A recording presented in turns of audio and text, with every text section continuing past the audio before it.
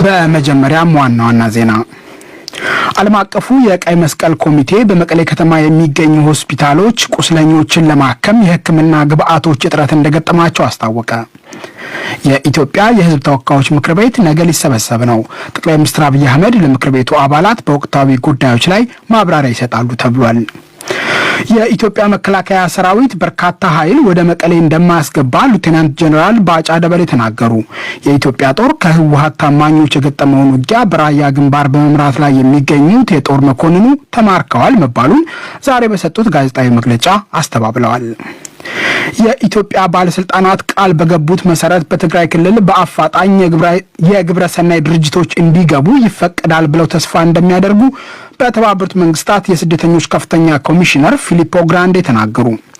ትናንት የመቀሌ ከተማ በኢትዮጵያ ጦር መያዟ ከተገለጸ በኋላ ከትግራይ ክልል ወደ ኤርትራ ዋና ከተማ አስመራ ሮኬቶች ተተኮሱ። በሰሜን ምስራቅ ናይጄሪያ የቦኮ ሐራም ሳይሆኑ አይቀሩም የተባሉ ታጣቂዎች በትንሹ 70 ገበሬዎች በሳምንቱ መገባደጃ መግደላቸውን የቦርኖ ግዛት አስተዳዳሪ ተናገሩ። በናይጄሪያ የተባበሩት መንግስታት የሰብአዊ እርዳታ አስተባባሪ ግን የሟቾቹን ቁጥር በትንሹ 110 አድርሰውታል። ዜናው በዝርዝር ዓለም አቀፉ የቀይ መስቀል ኮሚቴ በመቀሌ ከተማ የሚገኙ ሆስፒታሎች ቁስለኞችን ለማከም የሕክምና ግብአቶች እጥረት እንደገጠማቸው አስታወቀ። በከተማው የሚገኝ ሆስፒታል የአስከሬን ማስቀመጫ ከረጢት እንደሌለው የገለጸው ዓለም አቀፉ የቀይ መስቀል ኮሚቴ የእጅ ጓንትን ጨምሮ መሰረታዊ አቅርቦቶች እያለቁ መሆኑን ዛሬ ባወጣው መግለጫ ጠቁሟል። ዓለም አቀፉ የቀይ መስቀል ኮሚቴ እንዳለው 500 ሺህ ገደማ ነዋሪዎች ያሏት መቀሌ ዛሬ እሁድ እረጭ ብላውላለች።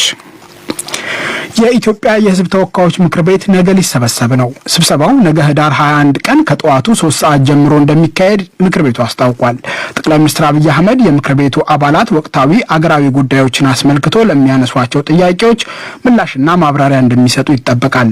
በቴሌቪዥን በቀጥታ በሚተላለፈው ስብሰባ የሃይማኖት አባቶች፣ በአዲስ አበባ የሚገኙ አምባሳደሮችና የዓለም አቀፍ ተቋማት ተጠሪዎች እንደዚሁም ታዋቂ ግለሰቦች እንደሚገኙ ምክር ቤቱ አስታውቋል። የኢትዮጵያ መከላከያ ሰራዊት በርካታ ኃይል ወደ መቀሌ ከተማ እንደማያስገባ ሌተናንት ጀነራል ባጫ ደበሌ ተናገሩ። የኢትዮጵያ ጦር ከህወሓት ታማኞች የገጠመውን ውጊያ በራያ ግንባር በመምራት ላይ የሚገኙት የጦር መኮንኑ ተማርከዋል መባሉን ዛሬ በሰጡት ጋዜጣዊ መግለጫ አስተባብለዋል። በተለያዩ የትግራይ ከተሞች በተለይም መቀሌ ውስጥ የአጥፍቶ መጥፋት ተግባራት ሊፈጽሙ የሚፈልጉ ሊኖሩ ይችላሉ ያሉት ሌተናንት ጀነራል ባጫ በርካታ ኃይል የክልሉ ዋና ከተማ ወደ ሆነችው መቀሌ እንደማይገባ ለጋዜጠኞች ተናግረዋል። በርካታ ኃይል ወደ መቀሌ አይገባም። ይሄ ማለት የእነዚህን ሰዎች የመለቃቀሙና የማጥፋቱ ስራ በሚገባ እንሰራለን። እስከዛ ድረስ መቀሌ ውስጥ የሚሰራ የተወሰነ የተመደበ ኃይል አለ። ይሄ የሸሸውን ጁንታ የሚከተል ኃይል አለ። ሳይሰሙ ደግሞ ስለመሸነፋቸው ሳይሰሙ በየቦታው ምሽጋቸው ላይ ሆነው የጁንታው ኃይል ስንቅ ይስልክልናል፣ መመሪያ ይሰጠናል ብሎ ደግሞ እዛው ተጎልቶ የቀሩ አሉ። እነዚህ ተጎልቶ የቀሩትንም ለቃቅመን ወደ ትክክለኛው ህይወት እንዲመለሱ የማድረጉ ስራ በዚህ አይነት ተከፋፍለን እየሰራን እንገኛለን ማለት ነው። ጠቅላይ ሚኒስትር አብይ አህመድ ትናንት ምሽት ባወጡት መግለጫ እንዳሉት በመቀሌ ከተማ የሚገኘው የአውሮፕላን ማረፊያ፣ የመንግስት መስሪያ ቤቶች፣ የክልሉ አስተዳደር ቢሮና ሌሎች ቁልፍ ተቋማት በኢትዮጵያ ጦር እጅ ገብተዋል። ጠቅላይ ኤታማዦር ሹም ጀነራል ብርሃኑ ጁላ በበኩላቸው የመቀሌ ከተማ መያዝ ከተገለጸ በኋላ የኢትዮጵያ ጦር በጁንታው የህወሓት ኃይል የታወጀበትን ጦርነት መክቶ ከ7000 በላይ የሰሜን እዝ አባላትን ነጻ አውጥቷል ሲሉ በሰጡት ጋዜጣዊ መግለጫ ተናግረዋል። የመቀሌ ከተማ መያዝ በኢትዮጵያ መንግስት ከተገለጸ በኋላ የህወሓት ሊቀመንበር ደብረጽዮን ገብረ ሚካኤል ኃይሎቻቸው ውጊያ እንደሚቀጥሉ ለሬውተርስ ትናንት ምሽት በአጭር የጽሑፍ መልእክት ገልጸዋል። ሬውተርስ እንደዘገበው የህወሓት ሊቀመንበር በሌላ የጽሑፍ መልእክት የትግራይ ኃይሎች ከመቀሌ አካባቢ ለቀው እየወጡ መሆኑን ገልጸዋል። የኢትዮጵያ ባለስልጣናት ቃል በገቡት መሰረት በትግራይ ክልል በአፋጣኝ የግብረ ሰናይ ድርጅቶች እንዲገቡ ይፈቀዳል ብለው ተስፋ እንደሚያደርጉ በተባበሩት መንግስታት የስደተኞች ከፍተኛ ኮሚሽነር ፊሊፖ ግራንዴ ተናገሩ። ኮሚሽነሩ ይህን ያሉት ወደ ሱዳን የተሰደዱ ኢትዮጵያውያንን ጎብኝተው ዛሬ በካርቱም በሰጡት መግለጫ ነው። እስካሁን አይቻልም፣ በመጪዎቹ ጥቂት ቀናት ይለወጣል ብዬ ተስፋ አድርጋለሁ ሲሉ ፊሊፖ ግራንዴ ተናግረዋል። ውጊያ ከተጀመረ አንስቶ ወደ ሱዳን የተሰደዱ ኢትዮጵያውያን ቁጥር 44000 ገደማ ደርሷል።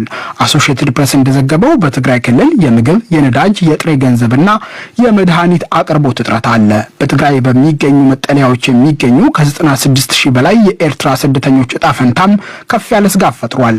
የመቀሌ ከተማ በኢትዮጵያ ጦር መያዟ ከተገለጸ በኋላ ጠቅላይ ሚኒስትር አብይ አህመድ ትግራይን መልሶ ለመገንባት የክልሉን ሰዎች ይገባቸዋል ያሉትን ፋታ፣ ሰብአዊ እርዳታና ደህንነት ለማቅረብ የኢትዮጵያ ወዳጆች እንዲተባበሩ ጥሪ አቅርበው ነበር። ጠቅላይ ሚኒስትር አብይ ለአፍሪካ ህብረት ልዩ መልእክተኞች የሚያስፈልጉ መሰረታዊ ሰብአዊ ፍላጎቶችን ለመለየትና ለማቅረብ እንዲሁም የሰብአዊ መተላለፊያዎች ለመለየትና ይፋ ለማድረግ የፌዴራል ባለድርሻ አካላት የተካተቱበት ኮሚቴ መቋቋሙን እንደተናገሩ ህብረቱ ትናንት ባወጣው መግለጫ አስታውቋል።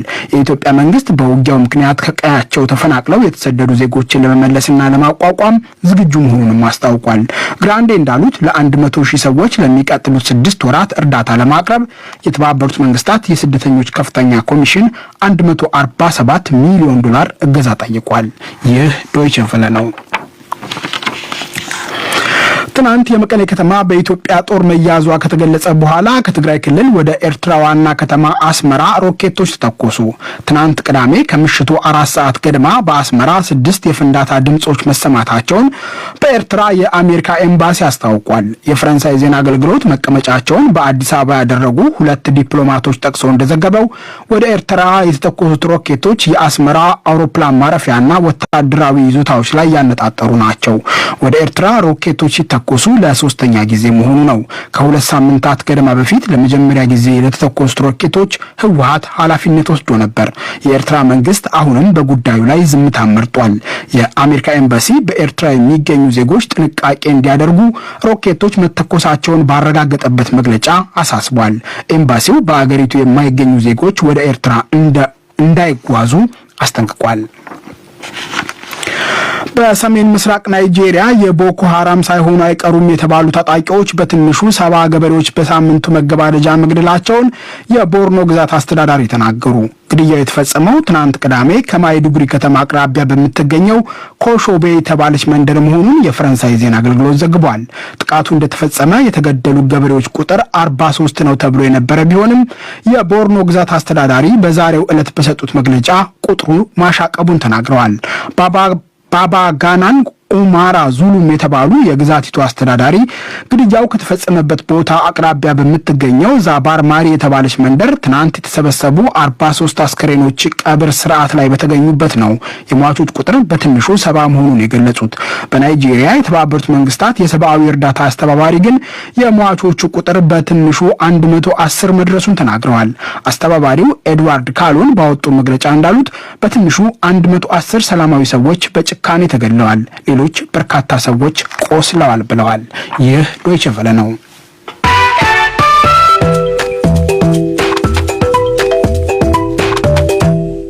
ዜናውን ከማብቃታችን በፊት ዋና ዋናዎቹን በድጋሚ ዓለም አቀፉ የቀይ መስቀል ኮሚቴ በመቀሌ ከተማ የሚገኙ ሆስፒታሎች ቁስለኞችን ለማከም የሕክምና ግብአቶች እጥረት እንደገጠማቸው አስታወቀ።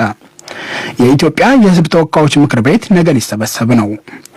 የኢትዮጵያ መከላከያ ሰራዊት በርካታ ኃይል ወደ መቀሌ እንደማያስገባ ሌተናንት ጀነራል ባጫ ደበሌ ተናገሩ። የኢትዮጵያ ባለስልጣናት ቃል በገቡት መሰረት በትግራይ ክልል በአፋጣኝ የግብረ ሰናይ ድርጅቶች እንዲገቡ ይፈቀዳል ብለው ተስፋ እንደሚያደርጉ በተባበሩት መንግስታት የስደተኞች ከፍተኛ ኮሚሽነር ፊሊፖ ግራንዴ ተናገሩ።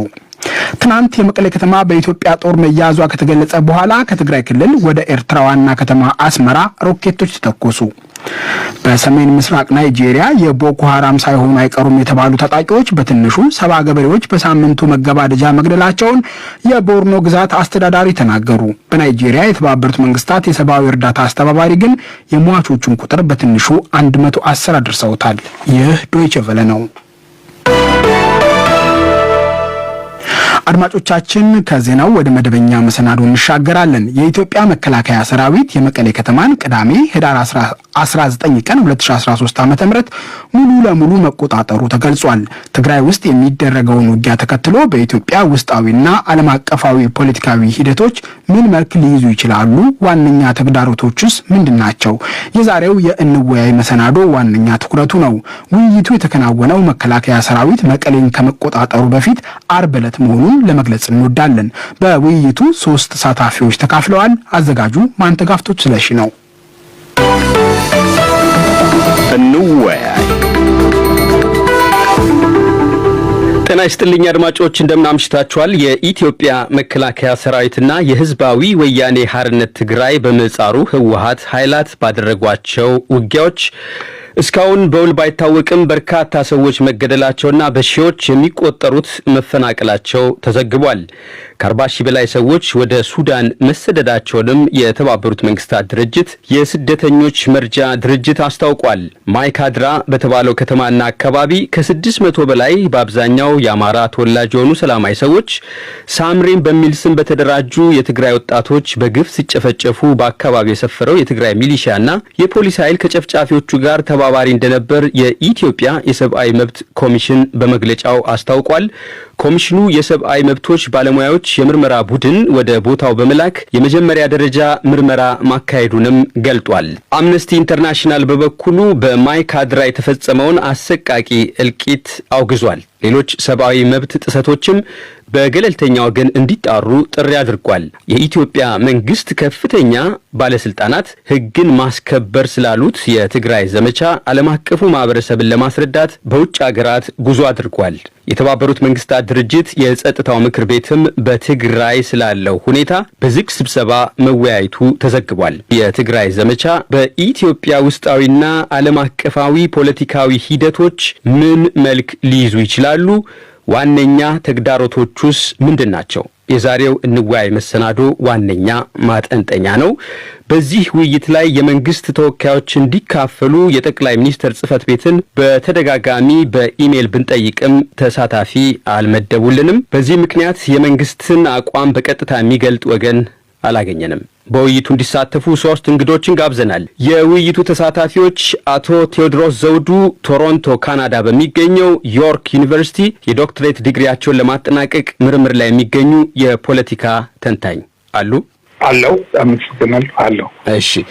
በአምነስቲ ኢንተርናሽናል የአፍሪካ ቀንድ ጉዳዮች አጥኚ አቶ ፍስሐ ተክሌ ከናይሮቢ አላ እንዲሁም የአውሮፓ ፖለቲካ ከሚዘወርባት ብራስልስ ከተማ ጋዜጠኛ ገበያው ንጉሴ ናቸው። ገበያው አለው። ጤና ይስጥልኝ። እንግዶቻችን በውይይቱ ተሳታፊ ለመሆን ፈቃደኛ በመሆናችሁ በዶቼ ቬሌ ዲደብሊው ስም እና በአድማጮች ስም ከልብ አመሰግናለሁ። በቀጥታ ውይይታችንን እንጀምር። አቶ ቴዎድሮስ ዘውዱ ለዶክትሬት ማሞያ ጥናት ለ1 ዓመት ግድም ኢትዮጵያ ውስጥ ቆይተው ነበር። የኢትዮጵያ ወቅታዊ ሁኔታዎችንም አሁን ካሉበት ካናዳ ሆነው በቅርብ ይከታተላሉ። ላለፉት 2 ዓመታት ሲብላላ የቆየው ቅራኔ ፈንድቶ ወደ ውጊያ ተሸጋግሯል። ጦርነቱ ምን ያህል ሰብአዊና ምጣኔ ሀብታዊ ጉዳት እንዳደረሰ በውል አይታወቅም። በአጠቃላይ ግን ምን ያህል ጉዳት አድርሷል ተብሎ ይገመታል? አቶ ቴዎድሮስ እስኪ ከርሶ ልጀምር። እሺ፣ በጣም አመሰግናለሁ። ለግብዣው በጣም አመሰግናለሁ።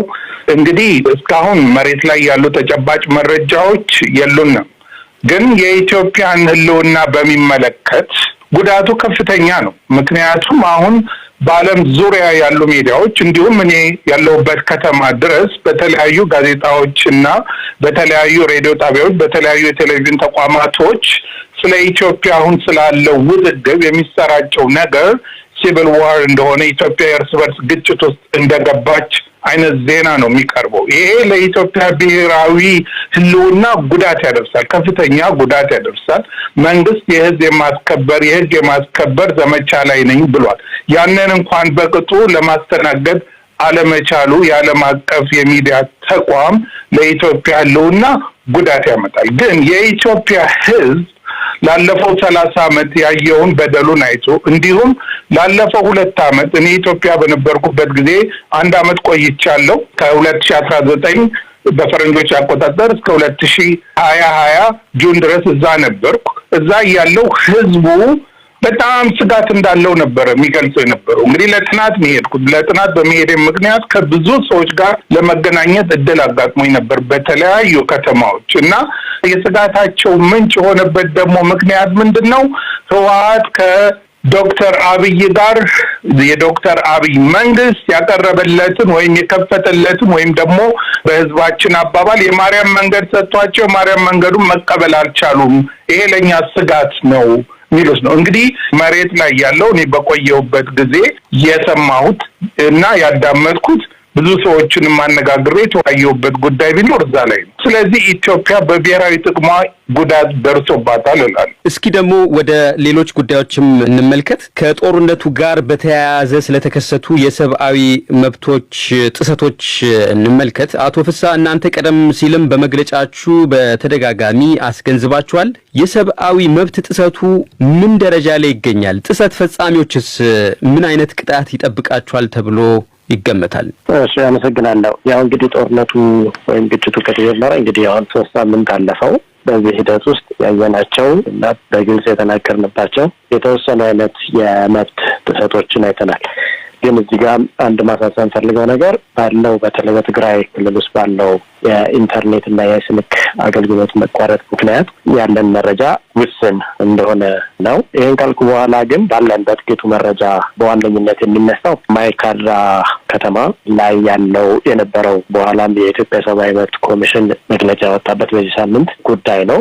በፈረንጆቹ አቆጣጠር በ9 እና እስከ ንጋቱ በ10 ኖቬምበር ድረስ በነበረው ጥቃት በመቶዎች የሚቆጠሩ ሰዎች እንደሞቱና ብዙ ሰዎች እንደቆሰሉ አምነስቲ መረጃ አለው። ከዛ በተጨማሪ ደግሞ በወቅቱ በተፈጸመው ጉዳት በተለይ ደግሞ ግንብ ሳሳር የሚባለው አካባቢ ላይ በደረሰው ጉዳት አማራና የትግራይ ተወላጅ ያልሆኑ ወይም ደግሞ ትግሬ ያልሆኑ ሰዎች እየተመረጡ እንደተጠቁ የከተማ ወጣቶች ከአካባቢው ሚሊሻ ጋር በመደባለቅ ይህን ጥቃት እንዳደረሱ ምንድነው ገጀራ፣ መጥረቢያና ዱላ የመሳሰሉትን መሳሪያዎች በመጠቀም ብዙ ሰዎች እንደሞቱ በአሰቃቂ ሁኔታ እንደሞቱ መረጃዎች አለ። በወቅቱ የነበሩ የተለያዩ ፎቶዎችና ቪዲዮዎችን እነሱን ከመረመርን በኋላና በወቅቱ ደግሞ የሞቱ ሰዎችና የቆሰሉ ሰዎችን በመሰብሰብ ላይ የተሳተፉ ሰዎችን ካናገርን በኋላ ነው ይህን ነገር ያደረግነው። ከዛ ቀጣይ ደግሞ በተለይ ወደ ጎንደርና ወደ ሌሎች አማራ ክልል ለሕክምና የተወሰዱትን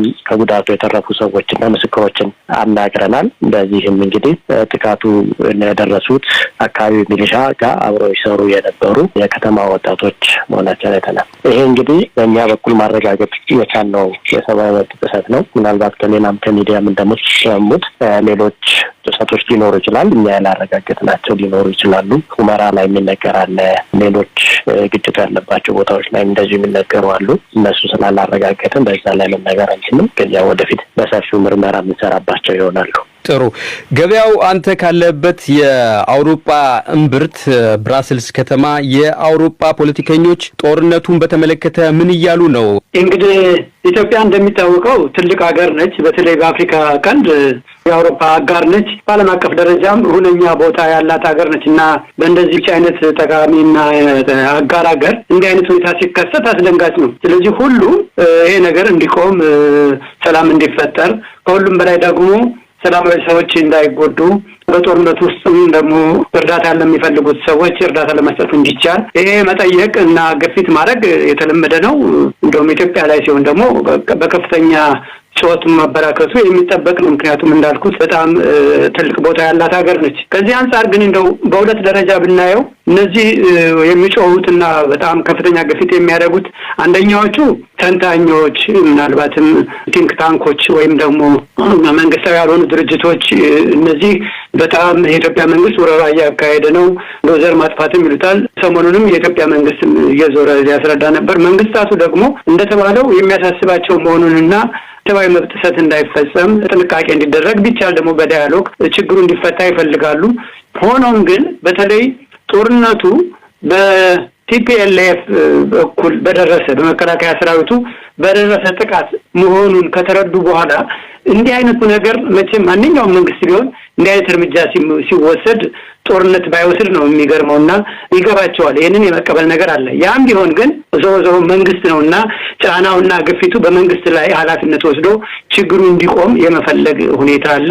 ግን በቲፒኤልኤፍ በኩል መንግስት የሚለው ብቻ ሳይሆን የራሱም የቲፒኤልኤፍ ከፍተኛ አመራር ወጥቶ ጥቃቱን የፈጸሙት መሆኑን ያረጋገጡ በመሆኑ ይሄ ድርጊት ለኢትዮጵያ መንግስት ህግ የማስፈጸም እርምጃ ነው ለሚለው ትልቅ ጆሮ የሚስብ ነገር ሆኖ መንግስት የሚወስደውን እርምጃ ባይደግፉም ግን ገፍተው ይህንን እርምጃ ሲቃወሙ አይታይም። ያም ሆኖ ግን በአካባቢው ሰላም የመፍጠር ሂደት በተቀዳሚ መንግስት ኃላፊነት በመሆኑ ይሄ እንዲሆን ጥሪ ያደርጋሉ።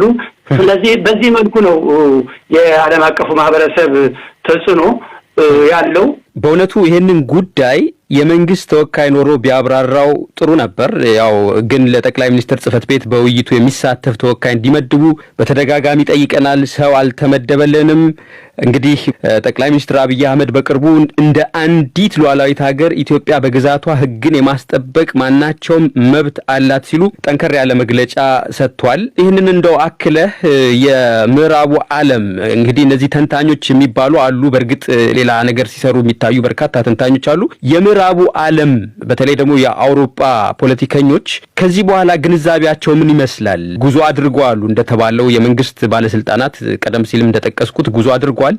መጀመሪያ ላይ ከነበረው አመለካከታቸው አሁን ያላቸው ግንዛቤስ ምን ይመስላል? እዚህ ላይ እስኪ አክል አጥር አድርገን ንገር። ዋናው እነዚህ ተንታኞቹ በተመለከተ አንደኛ ነገር ብዙዎቹ ተንታኞቹ አቋም የወሰዱና ምናልባትም ቲፒኤልኤፍ ጋር በቅርበት የሚሰሩ ከፍተኛ የሆነ ኔትወርክ ያለበት ነው። ስለዚህ ጩኸቱም ከፍተኛ ነው። ወረራ እየተካሄደ ነው፣ ጄኖሳይድ ነው፣ መንግስት በራሱ መንግስት ህዝብ ላይ ዘመቻ ጀምሯል የሚለው ጩኸትና ግፊት ያየለ በመሆኑ ያንን የሚያንጸባርቁ እነዚህ ተንታኞች በከፍተኛ ደረጃ የኢትዮጵያ መንግስት የሚወስደውን እርምጃ እንዲያቆም የሚያደርጉት ግፊት አለ። ግን ሁኔታውን ሲረዱ በመንግስታት ደረጃ መንግስት ወደ ጦርነት የገባበትን ምክንያት የመቀበልና ያም ሆኖ ግን ደግሞ መንግስት እንደ መንግስትነቱ ሰላም እንዲፈጥር በኃላፊነት እንዲንቀሳቀስ የመጠየቅ ሁኔታ ነው ያለው። በኢትዮጵያ ውስጣዊና ዓለም አቀፋዊ ፖለቲካዊ ሂደቶች ምን መልክ እንዳላቸው በመጠኑም ቢሆን ለመዳሰስ ሞክረናል። ጦርነቱ ካበቃ በኋላ ምን አይነት ተግዳሮቶች ሊኖሩ ይችላሉ ትላላችሁ? እንደው ለአብነት ያህል በተጎራባች ክልሎች ነዋሪ ህዝቦች መካከል ያለው ግንኙነት አስተዳደራዊ ጥያቄ ያለበት ነው ቀደም ሲልም። ከዛ ባሻገር ደግሞ ብሔር ተኮር የሆኑ የተፈጸሙ ግፎችም አሉ፣ በውል የሚታወቁ ማለት ነው፣ እኛ የምናውቃቸው። እዚህ ላይ ምን ይላሉ አቶ ፍስሐ? ምን ያክላሉ? እንግዲህ በእነዚህ አካባቢዎች እና በሌላ ቦታዎች ላይ የኢትዮጵያ የቅርብ ጊዜ ታሪክ እንደሚታወቁት የግጭትና የእርስ በርስ መተላለፍ ያለበት፣ በተለይ ደግሞ በሰብአዊ መብት ቋንቋ ከባድ የሆኑ የሰብአዊ መብት ጥሰቶች ያሉበት ነው። በእኛ እድሜ ለምሳሌ ቀይ ሽብር፣ ከዛ በኋላ 17 ዓመት ጦርነት፣ ከዛ በኋላ ደግሞ በኢህአዴግ ጊዜ ለ27 ዓመት በቆየበት ጊዜ እንዲሁ በተለያዩ ቦታዎች ላይ የሚፈጸሙ ከባድ የሰብአዊ መብት ጥሰቶች ነበሩ። አሁንም እንግዲህ ከተጀመረው ማሻሻያ ወይም ሪፎርም ጋር ደግሞ እንደዚሁ በተለያዩ ቦታዎች ላይ ከባባድ የሆኑ በመንግስትም ሆነ በመንግስታዊ ባልሆኑ አካላት የሚፈጸሙ ጅምላዊ ጥቃቶች፣ ማንነት ላይ ያተኮሩ ጥቃቶች አሉ። ይሄም የአሁኑ ጦርነት ውስጥም የሚካተቱ እንደዚሁ ነገሮች ይኖራሉ፣ የማይሰራውንም ጨምሮ። ስለዚህ ከዚህ አንጻር ጦርነቱ በሚያልቅበት ጊዜ ምን መሰራት አለበት የሚባለው ይሄ የግጭት ታሪክ ጥሏቸው ያለፏቸው ጠባሳዎች የሚድኑበት ሂደት በሌሎች ሀገሮችም የተለመደ አሰራር አለ። የሽግግር ፍትህ ወይም ደግሞ በእንግሊዝኛ ትራንዚሽናል ጀስቲስ የሚባለው እሱን ሂደት በግድ አገሪቷ መሄድ አለባት። የሽግግር ሂደት ምንን ያካትታል? አንደኛ ለበፊቱ ለተፈጸሙ ወንጀሎች ማን ነው ኃላፊ የሚለው ካሉም እነዛን ከባድ የሚባሉ ወንጀሎችና የሰብአዊ መብት ጥሰቶች የፈጸሙ ሰዎች ለህግ ማቅረብን፣ ተጎጂዎችን አስፈላጊውን ካሳ፣ እውቅና፣ ይቅርታ የመሳሰሉትን ነገሮች መፈጸምን ያካትታል። ያ ባልሆነበት ሁኔታ ወደፊት እንሻገር ብሎ ማለት አይቻልም። ምክንያቱም ቁስሉ አይድንም፣ ቂሙ አይድንም። ቂም ባልዳነበት ሁኔታ ደግሞ ሁልጊዜም ለተመሳሳይ ግጭት የሚያድን ነውና መንግስት አንደኛው ማሰብ አለበት ብለን በተለያዩ ጊዜዎች የምናስታውሰው እና የምናሳስበው ነገር እነዚህ የተጠራቀሙ የተንከባለሉ የቂምን ጠባሳዎች እንዲሽሩ መሰራት ያለባቸውን ስራዎች መንግስት ማካሄድ አለበት። በማንነትም ላይ ያተኮረ፣ በድንበርም ላይ ያተኮረ። ለምሳሌ ባለፈው ዓመት ባወጣነው ዓመታዊ ሪፖርት ላይ በዚህ በወልቃይት አካባቢ የሚኖሩ የአማርኛ ተናጋሪ ሰዎች ወይም አማራዎች ቋንቋውን በመናገራቸው ብቻ ይታሰሩ እንደነበር፣ ሲበዛም ይደበደቡ እንደነበር፣ አንዳንዴም ደግሞ የአማርኛ ሙዚቃዎችን በሚሰሙበት ቤታቸው ውስጥ እንኳን በሚሰሙበት ጊዜ እንደዚሁ እንግልት ይደርስባቸው እንደነበረ ገልጸናል። እና ይሄ ታሪክ እንደገና መቆም አለበት እና ያንም ደግሞ ለማስተካከል አንደኛው ኃላፊነትን ማመቻቸት፣ ተጎጂዎቹም ተገቢውን ካሳና እውቅና መስጠት ያስፈልጋል። የራሱን የቻለ ጊዜ የሚጠይቅ ነው። ያንን ማድረግ ካልተቻለ ወደፊትም ይቀጥላል ማለት ነው።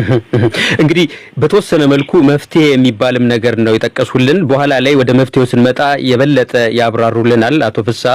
አቶ ቴድሮስ እዚህ ላይ ምን ይጨምራሉ? አስተዳደራዊ ሁኔታዎች ምን መልክ ይኖራቸዋል? ሁሉንም ወገን ያሳተፈ ውይይት እንዲደረግ በተለይ ምዕራቡ ዓለም ጥሪ እያስተላለፈ ያለፈ ነው። ሁሉን አቀፍ ሲባልስ እነማንን ያካትታል?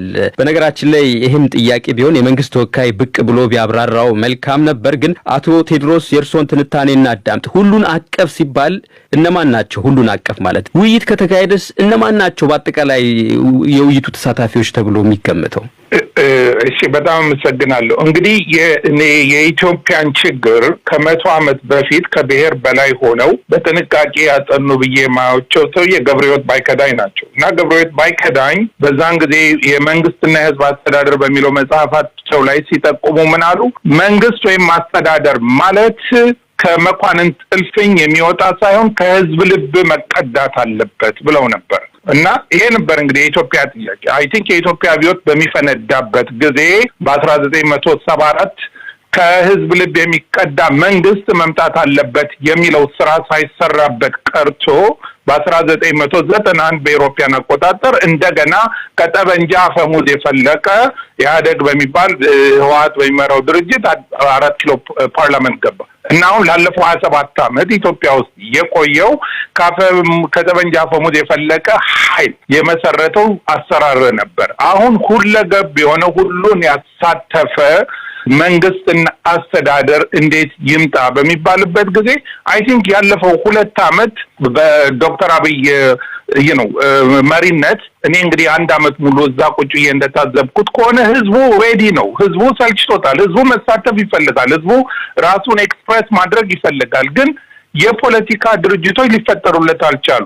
ራሱን የሚያሳትፉት ወይም የህዝቡን ስሜት አደባባይ ድረስ አቅርበው በተግባር የሚለውጡለት እና ህዝቡ አሳታፊ የሆነ ማለት አሁን እንግዲህ ሁላችንም እንደምናውቀው ሁሉንም ሊያሳትፍ የሚችል ምን አይነት ስርዓት ያስፈልጋል ነው። አሁን መሬት ላይ ያለው አስተዳደሩ በቡድን ብሔር ተኮር የሆነ ቡድን ላይ የተመሰረተ ነው። ይሄ የቡድን አሰላለፍ ደግሞ እኔ ለምሳሌ ኢትዮጵያ የሄድኩበት አንዱ ትልቁ ምክንያት የውህድ ማንነት የተባለ አካል ከ40 ሚሊዮን በላይ የሚሆን ህዝብ ተገፍቷል። ቦታውም ውስጥ የለም። አሁን የፌዴሬሽን ምክር ቤት አለ፣ ፓርላመንት አለ፣ እያንዳንዱ ብሔረሰብ ተወክሏል። ግን ውህድ ማንነትን የወከለ የለም እና ከመጀመሪያውም አግላይ ነበረ ማለት ነው እና ሁሉንም ሊያሳትፍ የሚችል እንግዲህ ኢትዮጵያ ውስጥ በአንድ ዓመት ቆይታ ያየሁት 3 አይነት አመለካከት። አንዱ በግለሰብ ላይ የተመሰረተ መንግስት ቢመጣ ይሻለናል የሚሉ ኃይሎች አሉ።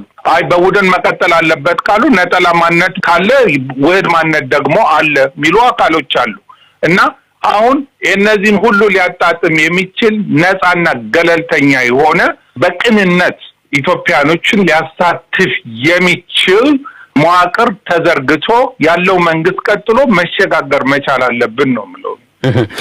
ገበያው፣ አንተስ ሊኖሩ ይችላሉ የምትላቸውን ተግዳሮቶች ጥቀስልን እስኪ።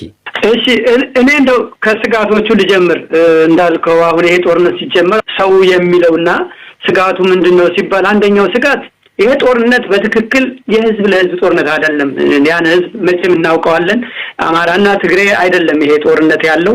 በአማራና በትግሬ ህዝብ መካከል ሆነ በማንኛውም የኢትዮጵያ ማህበረሰብ ውስጥ በመሰረቱ ቅራኔ የለም፣ ፖለቲከኞቹ የሚፈጥሩት ትርክት ካልሆነ በስተቀር። ስለዚህ ይሄ ጦርነት ግልጽ ነው። ቲፒኤልኤፍ እና የአዲስ አበባው የዶክተር አብይ መንግስት የፖለቲካ አለመግባባት አላቸው።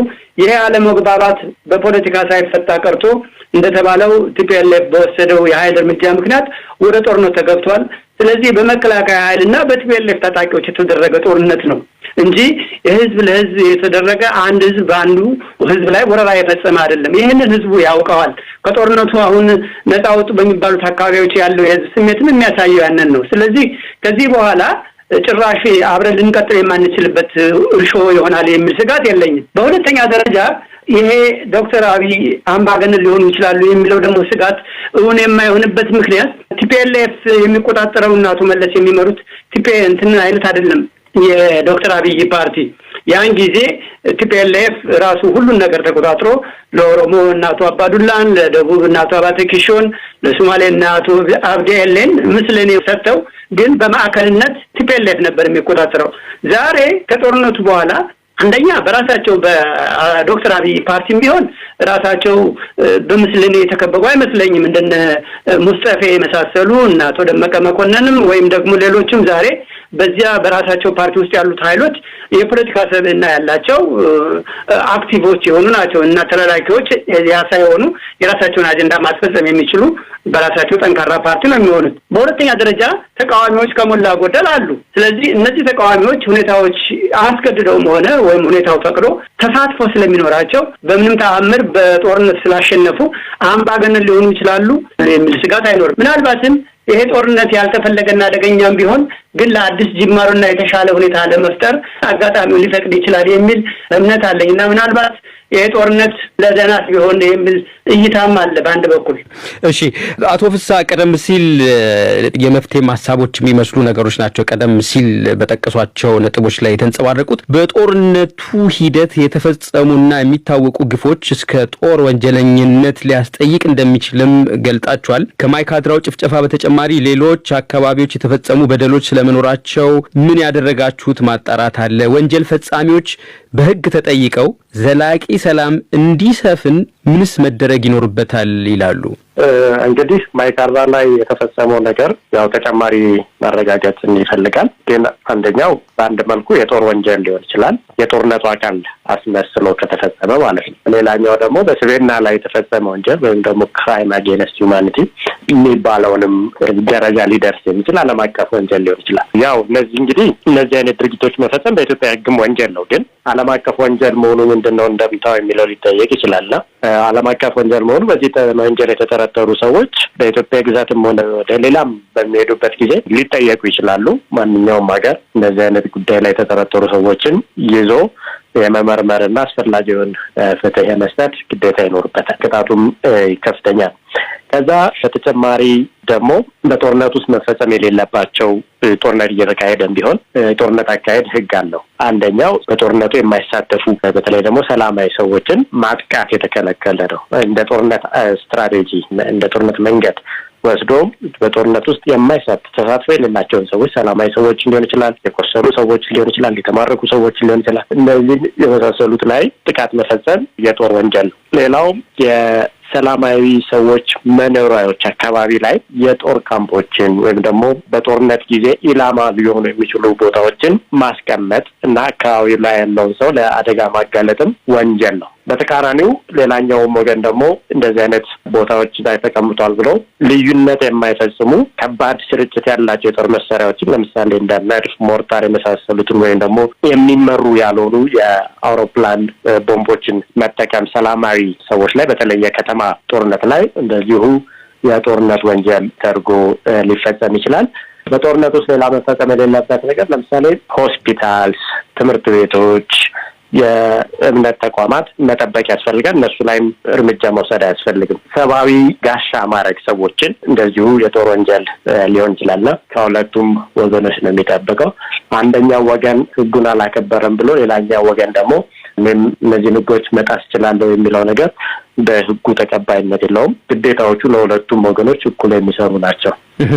ወደ ማጠቃለሉም እየሄድን ነው። አቶ ቴዎድሮስ ዘላቂ ሰላም እንዲሰፍን ከጦርነቱም በኋላ ምን መደረግ አለበት ይላሉ? እንግዲህ ዘላቂ ሰላም ለማምጣት የኢትዮጵያ ችግሮች ምንድን ናቸው? ታሪካዊ ችግሮች ምንድን ናቸው በምንልበት ጊዜ ትልቁ ችግር የፖለቲካል ኮንትሮል ወይም ፖለቲካን ተጠቅሞ ህዝቡን ለመቆጣጠር እንጂ ፖለቲካን ተጠቅሞ ህዝብን ሪፕሬዘንት ለማድረግ ህዝብን ውክልና ህዝቡን እንቆጣጠረው ወይስ ህዝቡን እንወክለው? ይሄ አንዱ መሰረታዊ ችግራችን ነው። አሁን ፖለቲካ ህዝብን መወከል መቻል አለበት። ሁለተኛ ደግሞ ፓርቲና ስቴት አንድ ነው። ለምሳሌ ህወሓት ማለት ትግራይ ነው፣ ትግራይ ማለት ህወሓት ነው። እንደዚህ አይነት አመለካከቶች ትክክል አይደሉም ኢትዮጵያ ውስጥ። ይሄ ዘይቤ ደግሞ መቀየር አለበት። እነዚህ ናቸው እንግዲህ መሰረታዊ ችግሮች። ሶስተኛ መሰረታዊ ችግር የኢትዮጵያ ምንድነው? ሰጥቶ መቀበል የሚባል የፖለቲካ ባህል እንዲዳብር ስራ መሰራት አለበት። እስካሁን የቆየው ምንድነው? ሁሉንም ጠቅልዬ ወስዳለሁ ነው። አሁን ኢትዮጵያ ውስጥ ዘላቂ መፍትሄ ለማምጣት መሬት ላይ ካለው ተጨባጭ ሪያሊቲ መነሳት አለብን። መሬት ላይ ያለው ህዝብ አልተጠናም። ኢህአዴግ አዲስ አበባ ሲገባ የነበረው አመለካከት ምንድን ነው? በህዝብና በመንግስት መካከል ልዩነት ነበረ ነው። ላለፈው 27 ዓመት ግን በመንግስትና በህዝብ ብቻ ሳይሆን በህዝብና በህዝብ መካከል ልዩነት እንዲመጣ ነው የተደረገው። ምክንያቱም የጋራ ቤት የለንም የተነጣጠልን ነን የሚል አመለካከት ነው በሰፊው በዘመቻ ሲሰራ በታሪካችን አይተነው ማናውቀው። በደርግ እንኳን የ17 ዓመቱ የጦርነት ዘመን ሰላማዊ ሰው ሲታረድ በጩቤ ሲወጋ ሲቆረጥ አሁን ማይካርዳ ጋር እንደተደረገው አልተደረገም ነበር። ምክንያቱም ህዝብ ለህዝብ ይተዋወቅ ነበር። አሁን ግን ህዝብ ለህዝብ ለማናከስ ህዝብ ለህዝብ ለማጋጨት ትልቅ የፖለቲካ ስራ ነው ላለፈው 27 ዓመት ሲሰራ የነበረው እና አሁን ይሄ ህዝብ ለህዝብ የአግድምዮች ግንኙነታችንን ማጠናከር መቻል አለብን። ያንን አጠናክረን በመንግስትና በህዝብ ደግሞ መካከል ያለው ግንኙነት እንዲዳብር ፖለቲካ የህዝብ መቆጣጠሪያ መሳሪያ ሳይሆን ህዝብ የሚወከልበት መሳሪያ ነው ወደሚለው አመለካከት መዞር አለብን እና አንድ ላይ ሆነን የጋራ ቤታችንን እንስራት ኢትዮጵያ። በጣም ጥሩ። እሺ ገበያው፣ አንተስ ምን መደረግ አለበት ትላለህ ለማጠቃለል ያህል?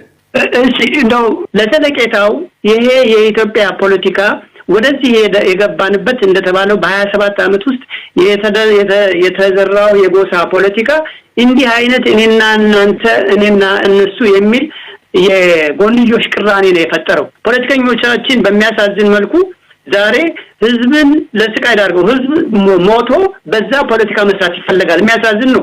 ድሮ ፖለቲካ ፓርቲዎች እርስ በርስ ነበር የሚዋጉት። ዛሬ ህዝብ ሰላማዊ ሰው አሁን በደቡብም በዚህ በኦሮሚያ አካባቢም በማይካድራም የተፈጸመው በእነዚህ ንጹሃን ሞት ፖለቲካ መፍጠር ይፈልጋል። እንደዚህ አይነት የፖለቲካ ፓርቲዎች እስካሉ ድረስ በሐሳብ አሸንፈው ሳይሆን እንዲህ አይነት ህዝብን ለስቃይ ዳርገው ፖለቲካ ለመስራት የሚፈልጉ ኃይሎች ካሉ በጣም አስቸጋሪ ነው። ስለዚህ የዚህ አይነት ፖለቲከኞች ምናልባት አሰራራቸውን ቀይረው በሐሳብ በጋራ ይሄንን የጋራ አንድነት የማንነትን ጥያቄ የግልና የወልን መብት ባዋሃደ መልኩ እንዴት እንጀምር በሚል ሀብለው መጀመር መቻል አለባቸው። ሁሉ አሳታፊ በሆነ ጉባኤ የጋራ አጀንዳ ሴት አድርገው ሊቀጥሉ የሚችሉበት መንገድ መጀመር አለበት። ምናልባትም ይሄ ጦርነት እንዲህ አይነት ሁኔታ ሊያመጣልን ይችል ይሆናል ብዬ ተስፋ የማደርገውም ለዚህ ነው።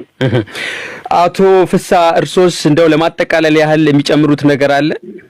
አንድ መጨመር የምፈልገው ወይም ደግሞ በጣም ማስመር የምፈልገው ነገር እንዲሁ በህገ መንግስት በማሻሻል እና ያለፈውን አልፎ አልፈነው እንሂድ በሚለው ብቻ እስካሁን ያሉትን ችግሮቻችንን ሳንነካ እና እነዛን ጠባሳዎች ሳንሽር እንደ ሀገር መቀጠል አስቸጋሪ ነው። አሁንም እየታየ ያለው ያ ነውና እነዚህን የቆዩ ችግሮች አምኖ እና ችግር መሆናቸውን በሁሉም ደረጃ ተግባብቶ ለሚያስፈልገው መልኩም ደግሞ ፍትህ ሰጥቶ ካላለፍን በተለይ ሰብአዊ መብት ጥሰት የሚፈጽሙ ሰዎች መንግስትም ሆነ ከሌላ በኩል ጊዜም ተጠያቂነት የማያገኙ ከሆነ ያለመጠየቅ ባህልን ወይም ካልቸር ኦፍ ኢምፒዩኒቲ የሚለውን ይፈጥራልና ወደፊት መጓዝ ይከብዳል። ስለዚህ እዛ ላይ በጣም ማተኮር ያስፈልጋል። ያ የሚሰጠው ፍትህ ለአንድ ወገን ብቻ አይደለም፣ ከሁለቱም ወገን ወይም ከብዙ ወገኖች እነዚህ ለሰብአዊ መብት ጥሰቶች የፈጠሩ ጸጥታ አካላት ሊሆኑ ይችላሉ፣ የመንግስት ባለስልጣኖችም ካሉ መጠየቅ መቻል አለባቸው። ሌላው ከዚህ ጋር እንዲሁ መለመድ ያለበት ነገርም እንደ ህዝብም በንግግር መደንገጥ የለብንም። አንደኛው ሰዎች ሀሳባቸውን መግለጽ መብት እንዳላቸው ማወቅ አለብን። ግን የሚገደቡ የንግግር አይነቶች አሉ። እዛ ደረጃ ውስጥ ካልገቡ ድረስ እነዚህ መብቶችን ለመገደብ የምናደርገው ጥረት ሌላ ጭቆናን ይፈጥራሉና ምን ይባላል? አንድ ዲሞክራሲ ጥሩ ነው ለመባል የንግግር ነጻነት በሰፊው መገደብ አለበት። ያ ባልሆነበት ሁኔታ ዲሞክራሲ ሊገነባ አይችልም። ልክ እንደዚሁ ሁሉ ደግሞ ካልጀመርነውም መብቱን የቱ ድረስ ነው ትክክል የቱ ድረስ ነው ትክክል ያልሆነ የሚለው ማድረግ አይቻልም። ብዙ ጊዜ አሁን ለዛ በቂ አይደለንም ገና ነን ወደፊት ነው ምናምን የሚባሉ ነገሮች አሉ። ሌሎች ሀገሮች እዚህ ጋር የደረሱት እነዛን መብቶች ኤክሰርሳይዝ አድርገው ተለማምደዋቸው ነውና እኛም እነዛን መለማመድ መቻል መጀመር አለብን። ሳንለማመዳቸው ልናውቃቸው አንችልም። ዋልታ ረገጥ ነገሮች የሚበዙት ለኛ አዲስ ስለሆነ ነው እና ሾክም ያደርጉናል። ብንለምዳቸው ግን ኦኬ ይሄ ይወክለኛል አይወክለኝም የሚለውን ነገር ብሎ የማለፍ ልምዱም ባህሉም ይኖረናል፣ የመቻቻል ባህሉም ይኖረናል እና ስንገድበው ነው ችግሩ እንጂ ካልገደብነው እየተለማመድ ነውና እየተስተካከለ ነው የሚሄደው ነው የሚል ነው። እሱን ለማሳሰብ ነው። አመሰግናለሁ። እኔም በጣም አመሰግናለሁ። እንግዲህ አድማጮች በዚህ ውይይት ላይ የመንግስት ተወካዮች እንዲካፈሉ የጠቅላይ ሚኒስትር ጽህፈት ቤትን በተደጋጋሚ በኢሜል ብንጠይቅና ምላሽ ቢሰጡንም ተሳታፊ ግን አልመደቡልንም። እንግዲህ ትግራይ ውስጥ የሚደረገውን ውጊያ ተከትሎ በኢትዮጵያ ውስጣዊና ዓለም አቀፋዊ ፖለቲካዊ ሂደቶች ምን መልክ ሊይዙ ይችላሉ? ዋነኛ ተግዳሮቶቹስ ምንድናቸው? በሚል ያደረግነው ውይይት በዚሁ ይጠናቀቃል። ሁላችሁንም የውይይቱ ተሳታፊዎች በአድማጮቻችንና በዶቼ ቬለ ዲደብሊው ስም ከልብ አመሰግናለሁ። እግዚአብሔር ይስጥልኝ። እኛም እናመሰግናለን። በጣም እናመሰግናለን። ሁላችሁም ደህና ሁኑ። ያላችሁበት ደህና ምሽ። አድማጮች ውይይቱን የመራው ማንተጋፍቶት ስለሺ ነው። በድጋሚ ለማስታወስ ያክል ውይይቱ የተደረገው የኢትዮጵያ መከላከያ ሰራዊት የመቀሌ ከተማን ቅዳሜ ህዳር 19 ቀን 2013 ዓ.ም ሙሉ ለሙሉ መቆጣጠሩ ከመገለጹ አንድ ቀን ቀደም ብሎ አርብ ዕለት ነው። ቀጣዩ በማድመጥ መማር የተባለው መሰናዶ ነው። አሁንም መልካም ቆይታ። ዶች ቨለ Learning by ear ያድምጡ፣ ቀጣይ ህይወቶን ይቅረጹ። እንደምን ሰነበታችሁ የበማድመጥ መማር ዝግጅት ታዳሚዎች።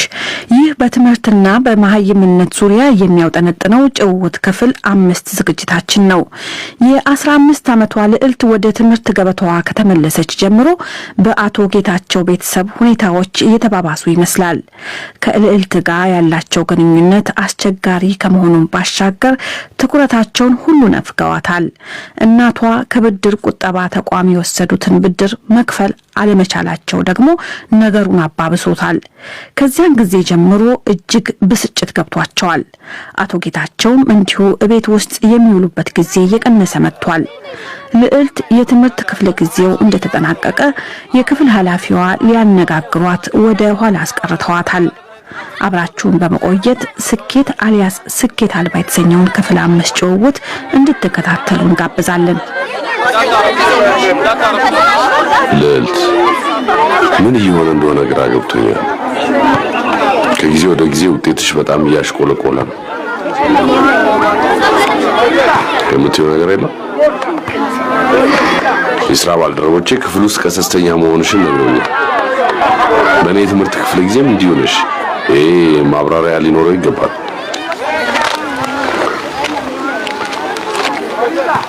ፍቅር ይዞሻል በል? በፍጹም መምህር። እና ምክንያቱ ምንድን ነው? እንጃ መምህር። ይህ ስራዬን ስሰራ ትኩረቴን ማሰባሰብ ያቅተኛል። አትኩሮትሽን የነጠቀሽ ነገር ምንድን ነው? መምህር፣ በቤታችን ውስጥ ያለው ድባብ ጥሩ አይደለም። ቤተሰቦቼ በሆነ ባልሆነ ነገር ይነዘንዙኛል። እንደሚመስለኝ ፍላጎታቸውን ተጻሪ ትምህርት መጀመሪ ስህተት ይመስለኛል። የምርሽ ነው የምታወራው? የእነሱን ውሳኔ ተቀብለሽ ትምህርትሽን ልታቋርጪ ምን ልትፈይጅላቸው ኖሯል? መምህር፣ ትልቅ የገንዘብ ችግር አጋጥሟቸዋል። እኔ ግን ስለ ትምህርት ያስባለሁ ይመስለኛል። ራስ ወዳዶኛል። ልዕልት፣ እየሰራሽ ያለሽ የራስ ወዳድነት ተግባር አይደለም። ትክክለኛውን ነገር ነው የሰራሽው። አዩ መምህር፣ ራስ ወዳድ ባልሆንም ኖሮ ለትምህርት የከፈልኩትን ገንዘብ ለአባቴ ሰጥቼው ችግሩን በቀረፍኩለት ነበር። ልዕልት፣ ያንቺ የትምህርት ክፍያም እኮ ከችግሮቻቸው ውስጥ አንዱ ነው። ምናልባትም ከችግሮቻቸው ሁሉ የበለጠው ይሆን። እንዲህ ከሆነ ለምን አይተውኝም? ይሁን መምህር፣ ችግሩ አልገባውትም። እነሱ የሚያስቡት የኔ ችግር እንደሆነ ነው። እንደውም የቤታችን ችግሮች መንስኤ ሆኑ እንደሆንኩ። ልዕልት፣ የችግሮቻቸው ምንጭ አንቺ እንዳልሆንሽ ላረጋግጥልሽ እወዳለሁ።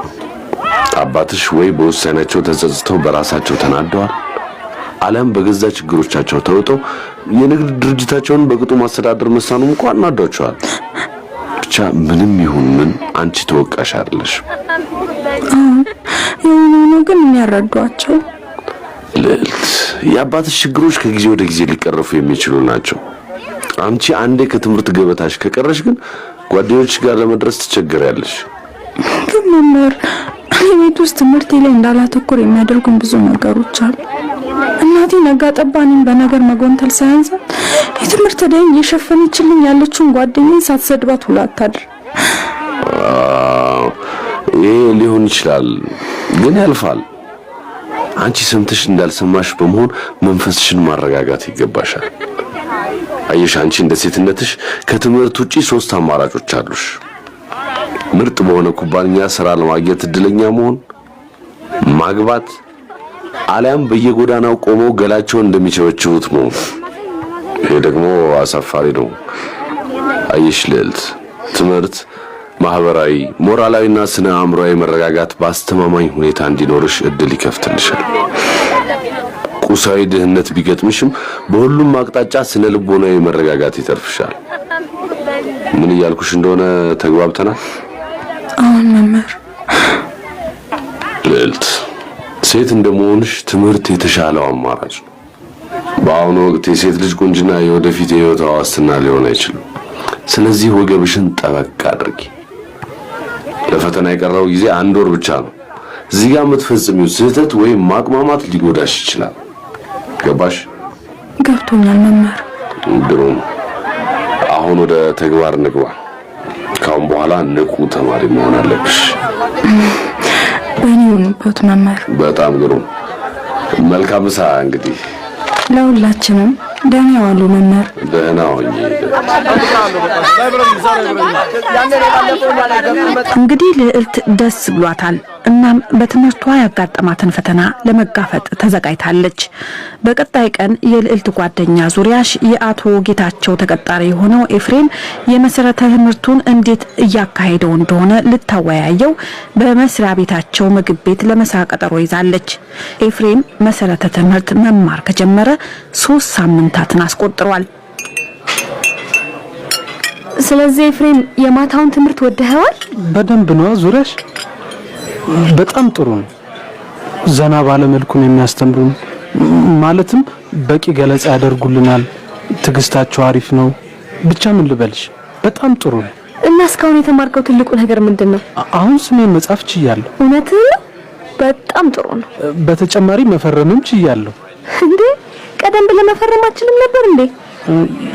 የለም መፈረም አልችልም። ጭቃ ቀለሟን ተጠቅሜ በጣት ያሻራ ካልሆነ በስተቀር ይሄ ምንም የሚያሳፍር ነገር አይደለም ኤፍሬም። አሁን ያለፈውን ለማካካስ ኃላፊነትን መውሰድ ይገባሃል። አመሰግናለሁ።